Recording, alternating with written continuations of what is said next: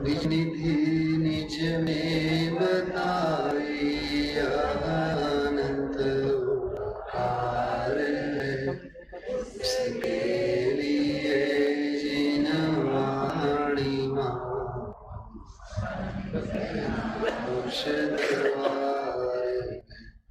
उसके लिए जिन वाणी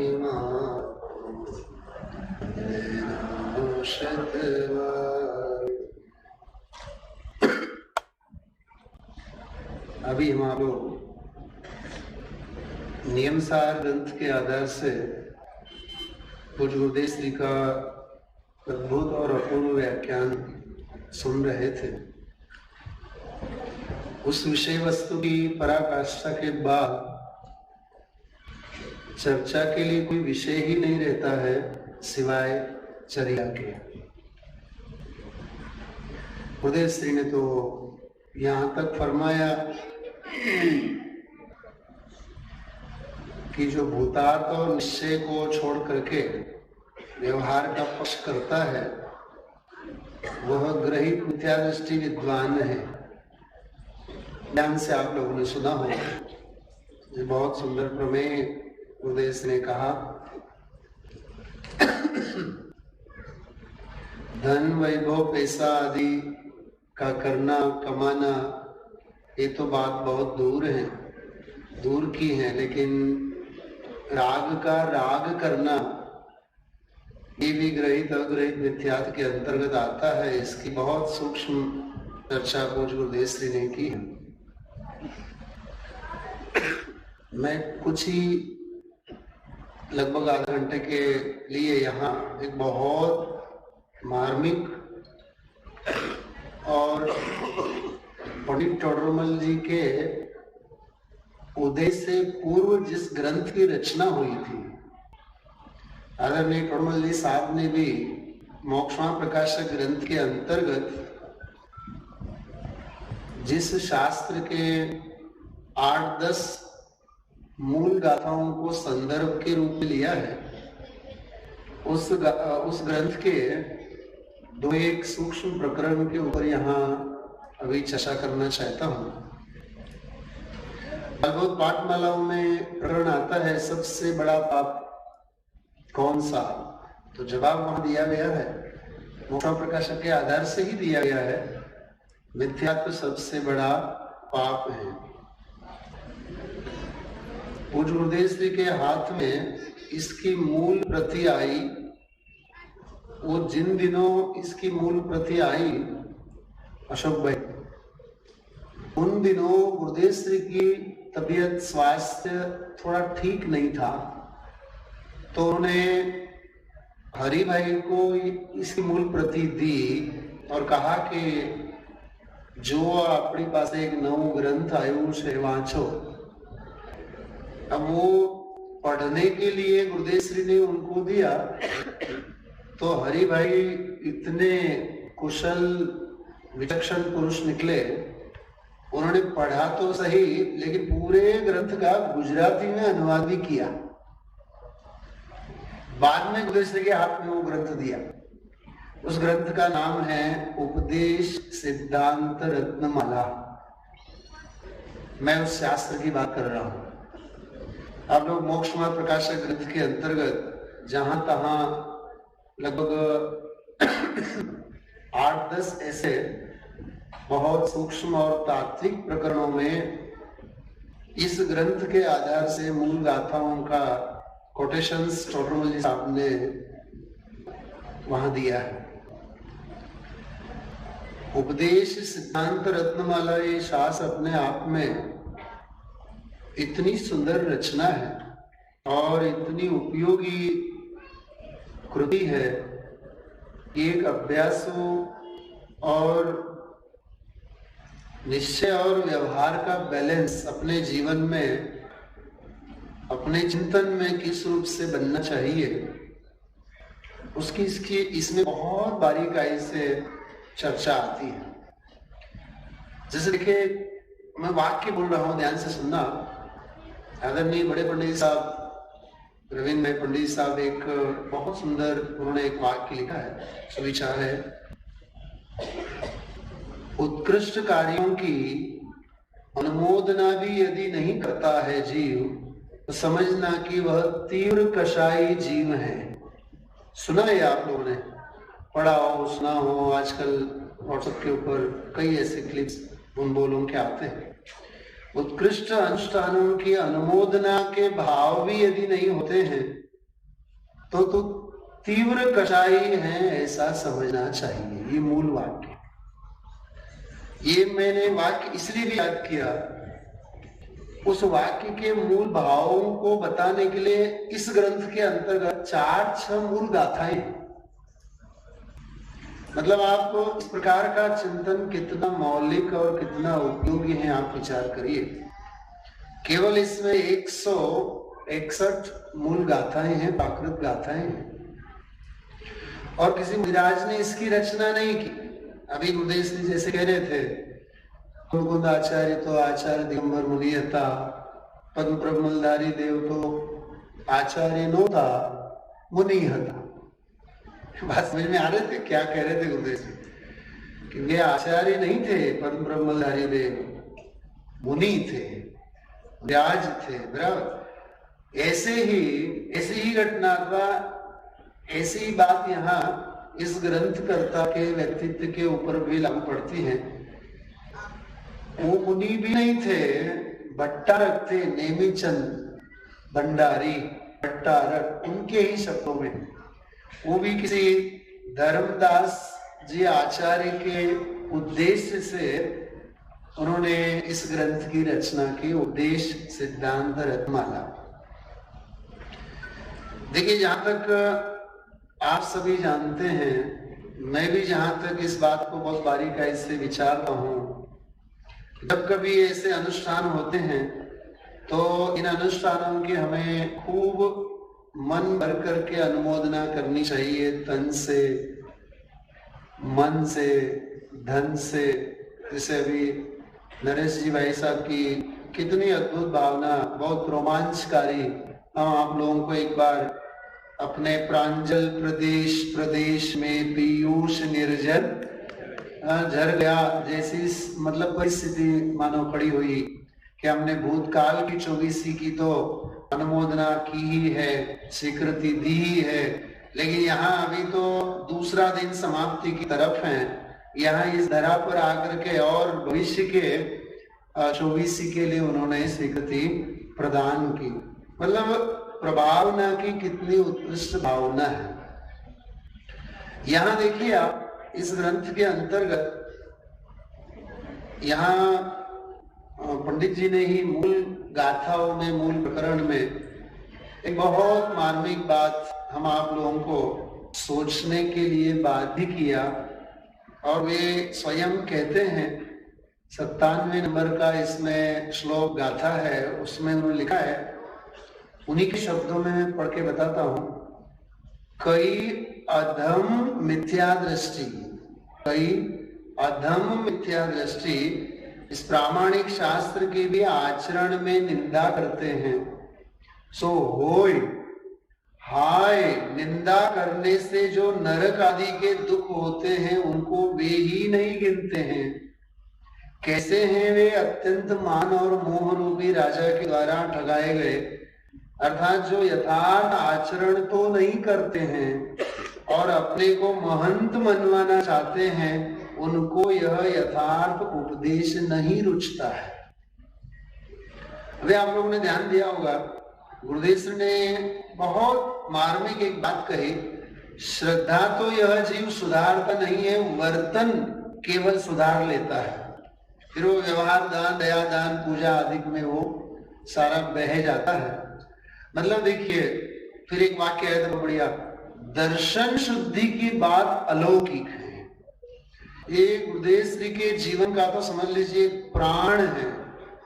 सोनगढ़ के अंतर्गत स्वाध्याय भवन में भी प्रथम दर्शन शुद्धि वाली बात वाक्य लिखा हुआ है सुवर्णाक्षरों से। तो दर्शन शुद्धि जो है मूल में यथार्थ मार्ग की श्रद्धा का होना, लाख करोड़ अन्य शुभ भाव अधिक हो, लेकिन उस धर्म दृष्टिवंत के ही वे शुभ भाव होते हैं।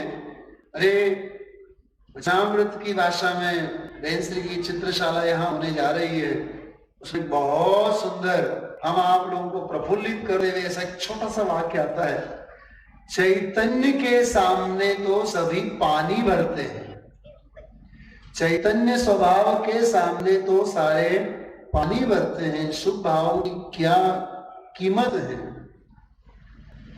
कहने का मतलब ये है शुद्धात्म स्वभाव, चैतन्य स्वभाव। अरे उदय श्री के शब्दों में यदि कहें कि राग करना ये जीव का स्वभाव अथवा जीव को राग करना ये काम सौंपना, ये चैतन्य चक्रवर्ती के पास कचरा उठाने के लिए मानो काम सौंपने के समान है। ऐसे स्वभाव की महिमा, और कहा ऐसे शास्त्रों में है, सर्व सामान्य अपने को लगता है पहली दृष्टि में कि ये तो एक सामान्य शास्त्र है, सामान्य ग्रंथ है, लेकिन मैं अंतिम कुछ ही क्षणों में वो गाथा आपको पढ़ के बताऊंगा, वहां तक मैं क्रमशः पहुंचने की कोशिश करता हूं कि ऐसे अधम पुरुष, अधम जीव भी होते हैं जो देव शास्त्र गुरु आदि की प्रभावना आदि में रस नहीं रखते हैं, रुचि नहीं रखते हैं। तो यहाँ देवशास्त्र गुरु की महिमा की बात तो है ही, लेकिन साधर्मी की भी महिमा कैसी होती है, साधर्मी की महिमा की बात तो इसमें है ही, साथ में साधर्मी की निंदा का फल कितना कठोर होता है उसकी भी इस ग्रंथ के अंतर्गत चर्चा आती है। जैसे गणनानियों की भाषा में अपन कहें, एकेंद्रिय जीव की हिंसा, घात का जो दोष लगता है, उससे असंख्यात गुणा दोष द्विइंद्रिय जीवों की हिंसा और घात से लगता है। ऐसे क्रमशः बढ़ाते जाइए, त्रिइंद्रिय जीव, चतुरिंद्रिय जीव, फिर असंगी पंचेंद्रिय, फिर संगी पंचेंद्रिय। एक शास्त्र में तो इतना लिखा है, अन्य विधर्मी संगी पंचेंद्रिय की बात तो दूर रहे, लेकिन साधर्म के साथ भी यदि तो द्वेष में, क्रूरता में यदि व्यवहार करता है तो इसका तो और कठोर फल तुझे मिलेगा। तो कहने का मतलब यह है कि लौकिक जीवन में हम आप लोगों का जो एक व्यवहार होता है साधर्मी के साथ, देवशास्त्र गुरु के साथ, तो ये बहुत विवेकपूर्ण विचार पद्धति से हम आप लोगों को सोचना चाहिए। इस रूप से इस ग्रंथ के अंतर्गत मूल में तो यही बात है कि ग्रहित और अग्रहित मिथ्यात्व दो, जैसे आज मध्याह्न में संगोष्ठी के अंतर्गत भाई साहब, गांधी जी भाई साहब ने बात बीच में याद दिलाई थी कि छठे अध्याय के अंतर्गत एक जो प्रकरण आता है, अंत में जो लिखा हुआ वाक्य, अहो देव शास्त्र गुरु तो महान पदार्थ है, यदि इन्हीं में शिथिलता होवे तो धर्म के अन्य अंग कैसे सिद्ध और सफल हो सकते हैं। बहुत सुंदर वाक्य है, बहुत मार्मिक वाक्य है। बल्कि वो प्रकरण तो वहां कुगुरु कुधर्म आदि का है, वहां देवशास्त्र गुरु आदि की महिमा के संदर्भ में फिर कुगुरु कुदेव कुशास्त्र आदि की भक्ति का त्याग, वैयावृत्ति सेवा आदि का त्याग तो हर परिस्थिति में हमें करना ही करना है। इस बात की प्रेरणा वहां टोडरमल जी साहब ने दी है। हम आप लोग जैसे महावीराशक स्तोत्र पढ़ते हैं, उसमें शब्द आता है अंत में भागेंदुना भक्त्या भागेंदुना। तो भागचंद जी साहब जिन्होंने महावीराशक की रचना की है, उस एक ही विद्वान ने उपदेश सिद्धांत रत्नमाला इस ग्रंथ के ऊपर वचनिका के लिए कलम चलाई। न प्राकृत श्लोक गाथाओं की कोई संस्कृत छाया है और न किसी अन्य विद्वान की कोई व्याख्या अथवा टीका है इसके ऊपर। केवल और केवल भागचंद जी साहब ने बहुत सुंदर वचनिका, बहुत संक्षेप में इस ग्रंथ की सारी गाथाएं और उन गाथाओं की व्याख्या इसके अंतर्गत की है। भागचंद जी छाजेड़ साहब बहुत अपूर्व प्रतिभा के धनी ऐसे विद्वान थे। तो जैसे ये वही विद्वान हैं भागचंद जी साहब, जिनका सत्ता स्वरूप नाम का एक बहुत छोटा सा ग्रंथ है और सभी अभ्यास लोगों के लिए खास मैं इस बात की प्रेरणा देना चाहता हूं इस गणधर की गादी से। पूज्य गुरुदेव श्री ने सत्ता स्वरूप के ऊपर जब व्याख्यान किया तो इतने झूमे, इतने प्रसन्न और प्रफुल्लित हुए, और उन प्रवचनों के संकलन मोक्ष का मार्ग इस नाम से हिंदी में भी और गुजराती में भी छपे हुए संकलन है। बहुत सुंदर, बहुत गहरे प्रवचन है। तो वो ये विद्वान हैं जिन्होंने इस ग्रंथ के आधार से स्वयं की मौलिक सुंदर ऐसी व्याख्या लिखी है। वैसे तो लगता है हम आप लोगों को कि ये व्यावहारिक ऐसे सत्संग की महिमा, साधर्मी की महिमा, देवशास गुरु आदि की महिमा बस एक सर्व सामान्य विषय है, लेकिन नहीं है, ऐसा नहीं है। इसमें ज्ञान, सम्यक ज्ञान की महिमा, धर्म ज्ञान का मिलना कितना महान दुर्लभ है, ध्यान से सुनना।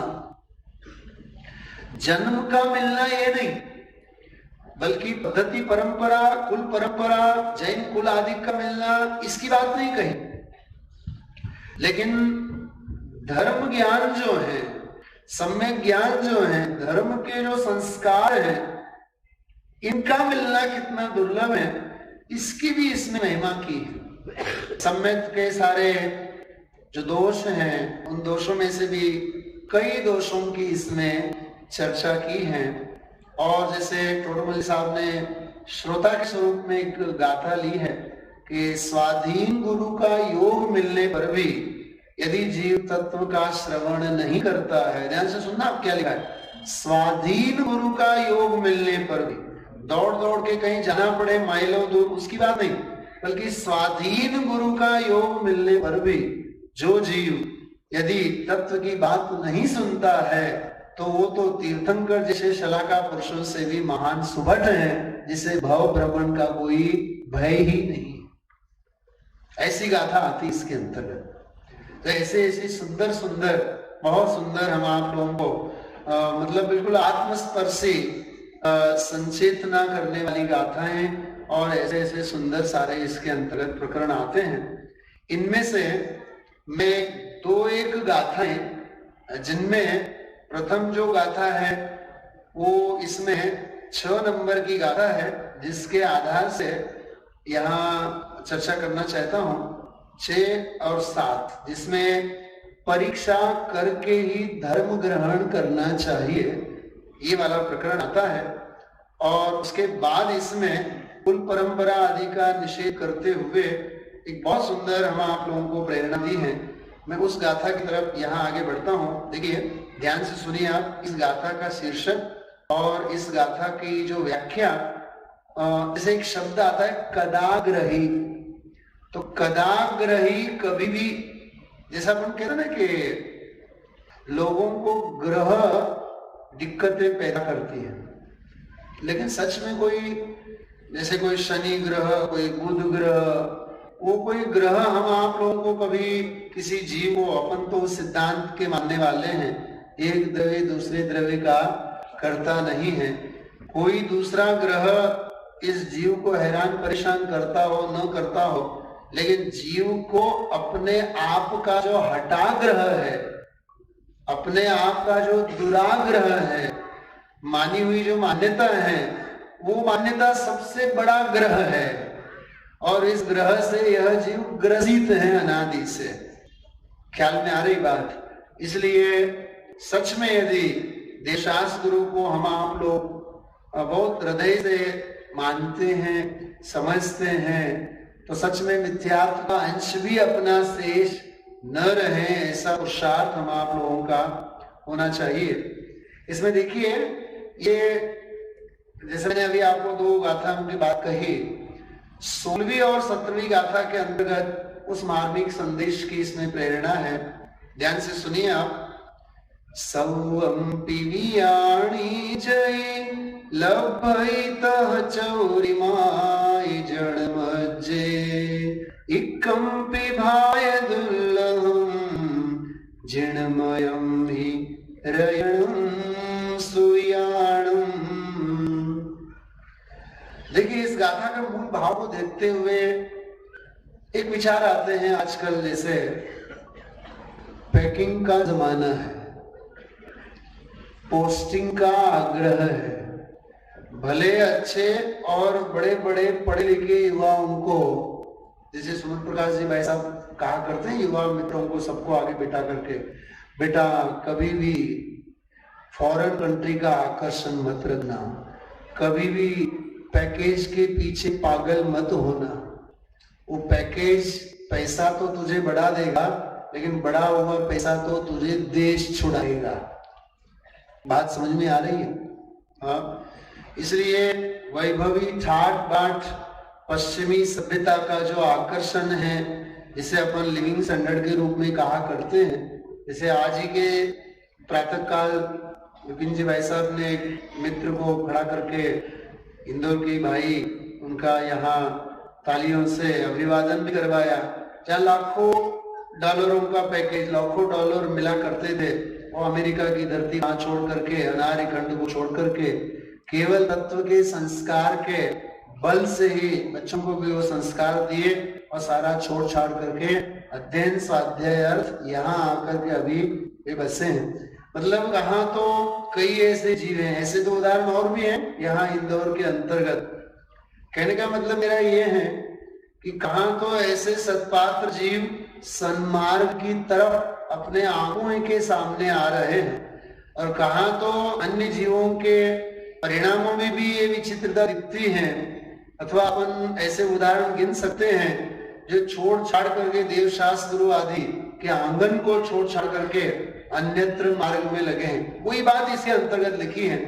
कहते हैं लौकिक बातों को तो सभी जानते हैं, बड़े बड़े इंजीनियर हो जावे, चाहे बड़े बड़े वकील हो जावे, बड़े बड़े डॉक्टर भी हो जावे, लेकिन लौकिक बातों को तो सभी जानते हैं। और बाह्य का, बाहर का जितना जो भी क्षोभ श्रम है, वो चाहे कुछ भी कहें, जैसे कोई आईएएस ऑफिसर आ जावे, कोई आईपीएस ऑफिसर आ जावे, तो हम आप लोगों की देखने की जो दृष्टि है, अरे गुरुदेव श्री जैसे भी जामनगर के सेठ की बात कही थी, तो जामनगर के जो वहां के जो जाम साहेब, पीयूष जी वहां जाम साहेब नाम के एक राजा थे, जिनके नाम से उस शहर का नाम पड़ा जामनगर।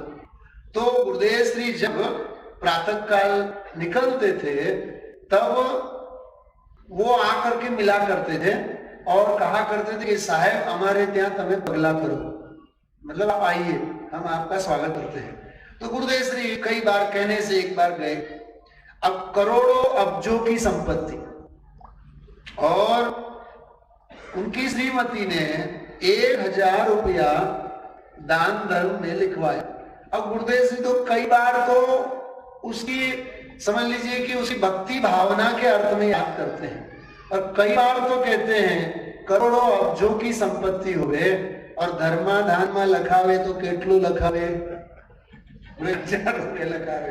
तो अभी आज बोला 2 अब्ज 40 करोड़ याद कर करके वो जामनगर के सुमन भाई जहाँ काम करते थे, सर्विस करते थे, कपड़े के व्यापारी को याद करके अब्जोनी संपत्ति छे, બધું છે છતાં બીજા 30 લાખ ધંધે લગાડવામાં બેઠા છે। જો આ ધૂળ ધૂળ सीधा। अरे इसी शहर के वे श्रेष्ठी जिनका आधा से भी ज्यादा इंदौर है, आप सभी जानते हैं, सर सेठ हुकुमचंद साहब। सुनिए आप लोग, रोमांचकारी में घटना आपको बताना चाहता हूँ। परमागम मंदिर का भूमि पूजन जब हो रहा था, जब वो पहली बार वहां गए और हीरा मानिक पुण्य की माला पहने हुए सभा में जाकर के बैठे, गुरुदेव श्री तो धन धूल छे खूब उसकी मतलब उड़ावे। और जब जैसे स्वाध्याय हुआ पूरा और रामजी भाई से सर सेठ हुकुमचंद जी मिले, हम जहां जहां भी जाते हैं हमारा तो बाजे गाजे के साथ कितना बड़ा सम्मान होता है। हमें आपकी सोनगढ़ की सभा में तो यार पूछा तक नहीं, गुरुदेव श्री ने हमारा नाम तक नहीं लिया। तो उनके कानों में रामजी भाई बोलते हैं कि भाई इस गुरुदेव श्री की ही एक ऐसी सभा है जिसमें धनवानों को धूल का पति कहा जाता है और उनको कोई कीमत और महत्व नहीं दिया जाता है। लेकिन वही धरा है सोनगढ़ की तरह जहां आज करोड़ों अब्जों के आयतन खड़े हुए हैं। आज आप देखिए बाहुबली भगवान विराजमान होने जा रहे हैं। आज जो यहाँ सृष्टि विराजमान थे, हम आप सभी के बीच में आदरणीय निमिष भाई, आनंद मामा, आनंद भाई का सारा परिवार। कहने का मतलब ये है कि जिस सभा के अंतर्गत गुरुदेव श्री ने ये कहा होवे, एक क्षयोपशम ज्ञान की इतनी हद तक उसकी हेयता बता दी गई होवे। आप नियम सार के प्रवचन ध्यान से सुनिए, उसमें ये टोन बहुत आता है। जैसे ये वाली बात कि ज्ञान जगत को जाने, इसकी बात तो है नहीं, लेकिन ज्ञान जो जानता है उस जानते हुए ज्ञान को भी जानने वाला ज्ञान जो है वो भी परलक्षी ज्ञान है। जिस ज्ञान में ज्ञायक की पकड़ न होवे वो ज्ञान ज्ञान कहलाता ही नहीं है। इस रूप से ज्ञायक स्वभावी आत्मा की ज्ञान की बात, यही यहाँ टोन यही कहना चाहते पंडित साहब नेमीचंद जी, यहाँ यही बात कहना चाहते हैं। चाहे जितनी भी लौकिक विद्या हो, चाहे जितनी भी लौकिक विद्या लौकिक ज्ञान हो, लेकिन आत्मज्ञान और अध्यात्म विद्या के सामने किसी भी लौकिक विद्या की कोई कीमत नहीं। आदरणीय दादा ने भी ये बात लिखी है बहुत सुंदर। हम आप लोगों के तो रोम रोम में वो बात बसी है, आत्मज्ञान ही ज्ञान है, शेष सभी अज्ञान। अरे कलश टीका आप पढ़िए ना, कलश टीका 13वां कलश, उसके अंतर्गत एक बात आती है, द्वादशांग की लब्धि कोई अपूर्व लब्धि नहीं है, ऐसा लिखा। द्वादशांग गोर में धर कर ज्ञानानंद रस पीते हैं, ज्ञानानंद रस पीते हैं। जिन वाणी को हृदयंगम कर शुद्धात्म रस वे पीते हैं, शुद्धात्म रस वे पीत। उपाध्याय परमेशी की वंदना। अरे वे द्वादशांग के पाठी हैं, लेकिन वे सचमुच में अपने ज्ञायक स्वभाव में रहते हैं। अपनी दृष्टि में परलक्षी प्राप्त परमार्थ वचनिका के अंतर्गत तो उसे पराश्रित पुद्गलाश्रित शब्द ज्ञान कहा है। परलक्षी जितना जो भी ज्ञान है वो पराश्रित पुद्गलाश्रित ज्ञान कहा है। इसलिए किसी भी लौकिक विद्या, लौकिक क्षयोपशम, लौकिक ज्ञान, इसकी महिमा अपने हृदय में बसनी नहीं चाहिए। द्वादशांग के पाठी गणधर भगवान को भी जब तीर्थंकर भगवंतों के दरबार में समो शरण में वो इतने विनम्रता के साथ जब वो बैठे बैठे भगवान की वाणी सुनते हैं और अपने स्वरूप की आराधना करते हैं, तो कौन सी ऐसी लौकिक उपलब्धि है, कौन सा ऐसा लौकिक मान अभिमान है। अरे स्वामी जी तो ये कहते हैं, भगवान की वाणी में ज्ञानी हे भगवान आत्मा, ऐसा यदि संबोधन आया इससे बड़ा कोई और मान नहीं, और अज्ञानी ऐसा संबोधन आया तो इससे बड़ा कोई अपमान नहीं, गाली नहीं। कहने का मतलब ये है, यहाँ मूल ग्रंथकार ये कहते हैं लौकिक बातों को तो सभी जानते हैं, लेकिन चौराहे पर पड़ा हुआ रत्न भी मिल सकता है। उदाहरण दिया है, चौराहे के ऊपर पड़ा हुआ रत्न भी मिल सकता है, परंतु हे भाई, जिनेन्द्र भाषित धर्म रूपी रत्न का सही ज्ञान हो वह अत्यंत कठिन है। क्या कहा? देखिए, जैन कुल में भी जन्मा हुआ होवे, पैदा हुआ होवे, माँ बाप के भी वो संस्कार मिले हुए हों, लेकिन जैसे कोई अभव्य जीव समोषण के अंतर्गत प्रवेश नहीं कर पाता है, ऐसे ही इस जीव का उपयोग इस गहरे तत्व ज्ञान के अंतर में डूब नहीं पाता। केवल वह जीव एक जैनत्व का अभिमान लेकर के आगे बढ़ता है और अपने आप को धन्य समझता है। जब तक सूक्ष्म तत्व जो हैं, जो केवली पंडितम धम्मम शरणम पवज्जामि, केवली प्रणीत जो धर्म है, उस धर्म की, उस वीतरागी शासन की, उस वीतरागी धर्म की जब तक महिमा नहीं आएगी, तब तक सच में जैन धर्म की महिमा आई ये कहने में आती नहीं। बनारसीदास जी का एक बहुत सुंदर छंद है जिसकी व्याख्या बहुत सुंदर गहराई से गुरुदेव जी करते हैं। ये भी हम आप लोगों को गहराई से हृदय से हमें समझना चाहिए। घट घट अंतर जिन बसे, घट घट अंतर जैन। अब आप सुनिए गुरुदेव श्री को, जैन की क्या व्याख्या करते हैं और जिन की क्या व्याख्या करते हैं। परम पारिणामिक स्वभाव भाव जो अपना ज्ञायक स्वभाव है वह जिन है, द्रव्य स्वभाव जो है वो जिन है, और उस द्रव्य स्वभाव को छूती हुई प्रकट होने वाली अंतरंगी जो ज्ञायक दशा है उस परिणति का नाम जैन है। जैन कोई परंपरा का नाम नहीं है, जैन कोई कुल का नाम नहीं है। उदेसी की भाषा में कहे जैन कोई वाड़ो नहीं, जैन कोई पद्धति के परंपरा नहीं। कहने का मतलब अंतर की ऐसी ज्ञायक की परिणति, ऐसी अंदर की परिणति जो शुद्धोपयोग, ध्यान से सुना, जो शुद्धोपयोग मैं प्रकट करना चाहूं, जो शुद्धोपयोग ज्ञायक में ही रमता है, ऐसा शुद्धोपयोग। बताएंगे कोई सभा में अभी जो गाथा पढ़ रहे थे नियम सार के अंदर कौन से अधिकार की गाथा थी वो, जिसका फल अंत में जाकर के नियम सार में लिखा है। अरे वो 38वीं गाथा, वो 50वीं गाथा, वो शुद्ध भाव अधिकार की गाथा है। नियम सार के अंतर्गत यदि शुद्ध भाव अधिकार को निकाल दिया जाए तो नियम सार का अस्तित्व न रहे। उसी शुद्ध भाव अधिकार के फल के स्वरूप परमार्थ प्रतिक्रमण, परम आलोचना, ये सारे के सारे जो अधिकार हैं वो क्रमशः आगे आते हैं। अंत में जाकर के शुद्धोपयोग अधिकार आता है। धन्य धन्य वह ज्ञान क्षयोपशम जिसने भेद विज्ञान किया। देखो कवि क्या लिखता है, धन्य धन्य वह ज्ञान क्षयोपशम जिसने भेद विज्ञान किया। मैं प्रकट करूं शुद्धोपयोग जो ज्ञायक में ही रमता है। मैं तो उस शुद्धोपयोग को प्रकट करना चाह रहा हूं जो शुद्धोपयोग अपने शुद्ध स्वभाव ज्ञायक भाव में प्रकट होता है।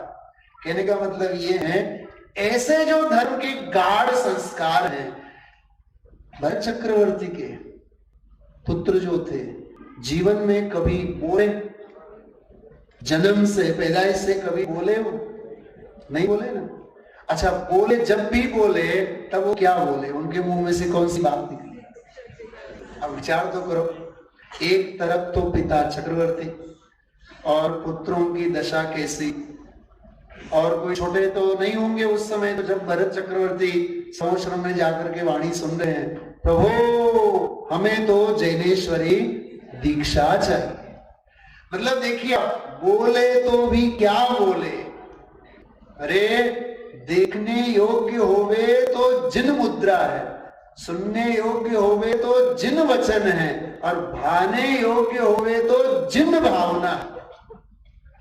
जल्दी में तो मैं बोल गया हूं, लेकिन जिन भावना का क्या रहस्य है समझने के लिए हमें बोध पाहुड़ का स्वाध्याय करना चाहिए। मुनि उसे ही कहते हैं, मुनि दशा उसे ही कहते हैं जिन्हें जिन भावना होती है। उस जिन भावना के संस्कारों का होना, वो जैन धर्म के दृढ़ और सूक्ष्म ज्ञान का होना, वही असल ज्ञान है। बाकी कोई ज्ञान ज्ञान कहलाता नहीं है। उसके संस्कार की यहां बात है।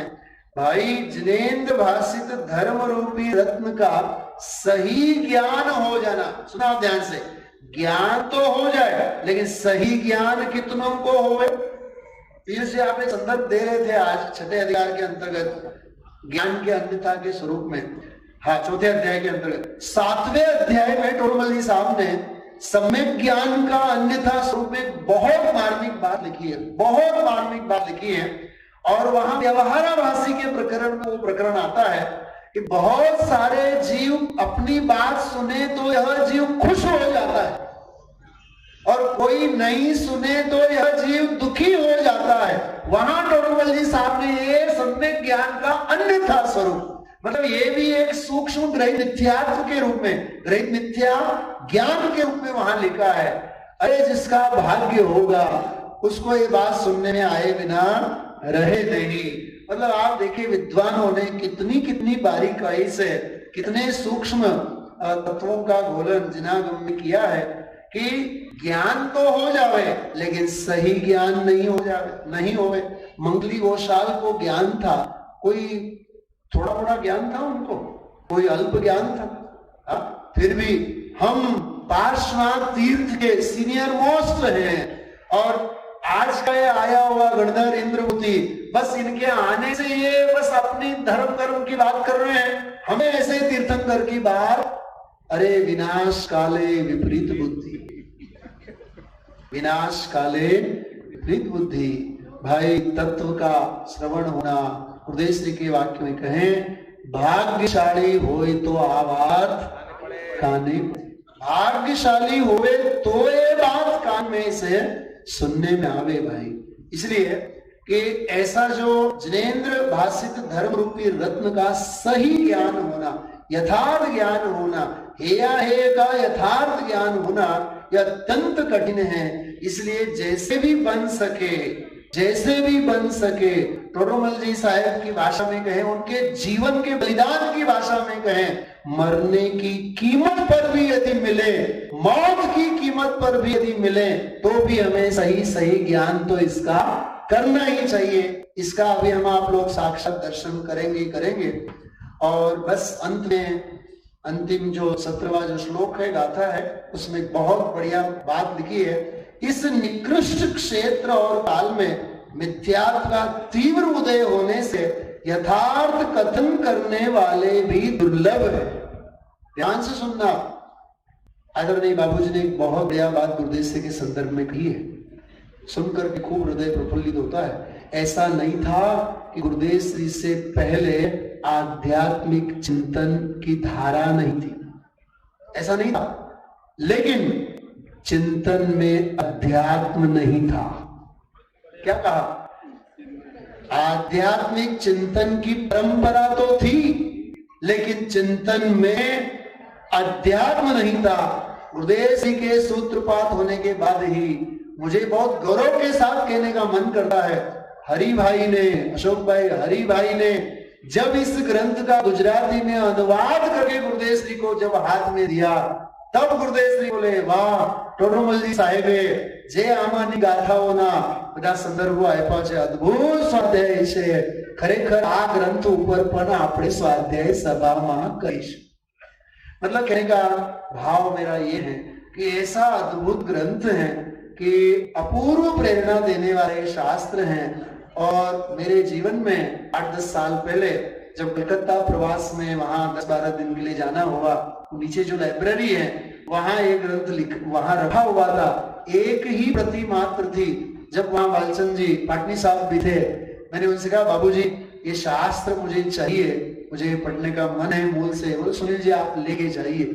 मतलब मेरा अहोभाग्य ये ग्रंथ भी हाथ में आया और आज हम आप लोगों के ये सब पीडीएफ फाइल के थ्रू सबके पास ये सुंदर ग्रंथ है।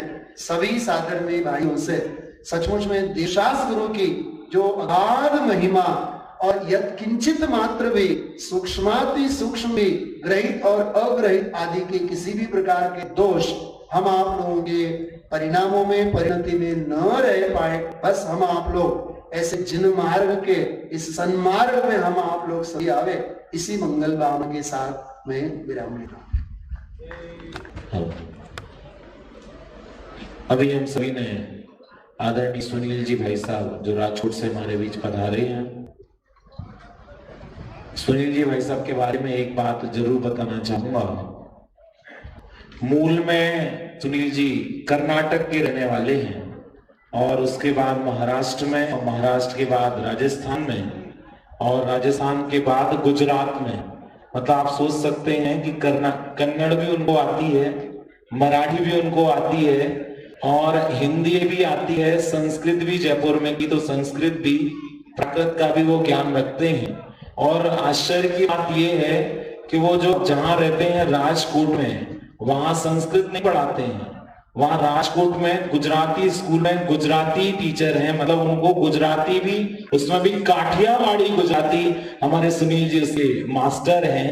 और राजकोट में तो बहुत फेमस है भाई साहब। मतलब वहां कोई कार्यक्रम हो तो संचालन हो या समझो कवि सम्मेलन हो तो इस साहित्यिक जो कार्य होते हैं उसमें सुनील जी को जरूर याद किया जाता है। जिनवाणी विराजमान